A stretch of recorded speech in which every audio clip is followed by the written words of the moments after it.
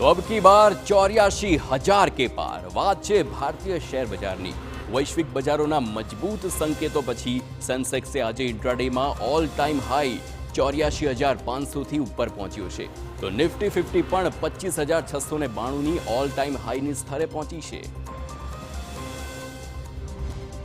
તો American fed રિઝર્વે વ્યાજ દરોમાં 0.50%નો ઘટાડો કર્યો અને વૈશ્વિક બજારોના મજબૂત સંકેતને લઈ એનએસસી પર કુલ 2,526 શેરમાંથી 1,771 શેરમાં તોફાની વધારો જોવા મળ્યો, જ્યારે 690 શેર ઘટાડા સાથે ટ્રેડ થયા અને 65 શેરમાં કોઈ ખાસ ફેરફાર જોવા ન મળ્યો।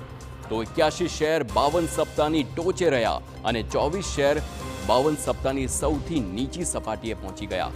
65 શેરમાં અપર સર્કિટ અને 36 શેરમાં લોઅર સર્કિટ જોવા મળી છે। તો એનએસસીના સેક્ટરલ ઇન્ડેક્સ વિશે વાત કરીએ તો મેટલ સેક્ટરમાં સૌથી વધુ 1.54% ગ્રોથ થયો છે અને એ જ સમયે રિયલ્ટી સેક્ટરમાં 1.10%, પીએસયુ બેંકમાં 0.73% અને ઓઇલ એન્ડ ગેસમાં 0.49%, ઓટોમાં 0.45% અને એફએમસીજીમાં 0.33%નો વધારો જોવા મળ્યો છે, જ્યારે નિફ્ટી કન્ઝ્યુમર ડ્યુરેબલ્સમાં 0.38% ડાઉન જોવા મળ્યું છે।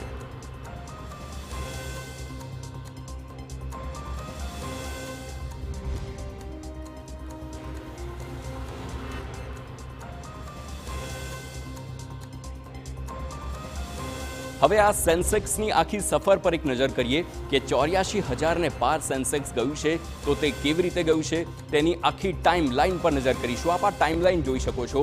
21 મે 2021નો આ એ સમય હતો જ્યાં કોરોના આવ્યું હતું અને કોરોનાની પણ એક અસર પહોંચી હતી, પરંતુ તે પહેલી વખતની વાત હતી જ્યાં 50,000ને પાર સેન્સેક્સ પહેલી વખત ગયું હતું। અને ત્યારબાદની ટાઈમલાઈન પર નજર કરીએ। ઓક્ટોબર 2021 એટલે ગણતરીના 5 મહિનાની અંદર સેન્સેક્સમાં ફરી વધારો આવ્યો અને સેન્સેક્સે 60,000 ક્રોસ કર્યું। 8 ઓક્ટોબર 2021ના રોજ સેન્સેક્સ આપ જોઈ શકો છો 60,059ના આ સ્તર પર પહોંચ્યું હતું। હવે આ કેવી રીતે આગળ વધી છે આખી આ સફર તેની પર નજર કરીએ। 2021 પછી 2023ની વાત કરીએ એટલે લગભગ 1.5 વર્ષનો આ સમયગાળો હતો જ્યાં સેન્સેક્સે પહેલી વખત પોતાનું ઓલ ટાઈમ હાઈ એટલે કે 70,000 પાર પહોંચ્યું હતું। આપ જોઈ શકો છો 70,478નો આ જે રેકોર્ડ છે ડિસેમ્બર 2023માં આ ક્રોસ કર્યું હતું અને ત્યારબાદ 2023થી લઈને 2024 સુધીની આખી આ સફર છે। 70,000થી લઈને 84,000નો આજે આખો સમયગાળો છે, તે પણ ડિસેમ્બર 2023થી સપ્ટેમ્બર 2024 એટલે કે લગભગ સવા વર્ષનો આ સમય અને તેનામાં સેન્સેક્સે 84,000 ક્રોસ કર્યું છે।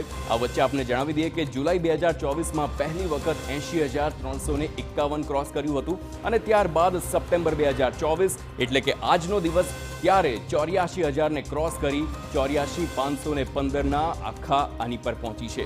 હવે આખા થોડા એનાલિસિસની વાત કરી લઈએ તો 50,000થી લઈને 84,000 પહોંચવામાં સેન્સેક્સને લગભગ 4 વર્ષનો સમયગાળો લાગ્યો છે।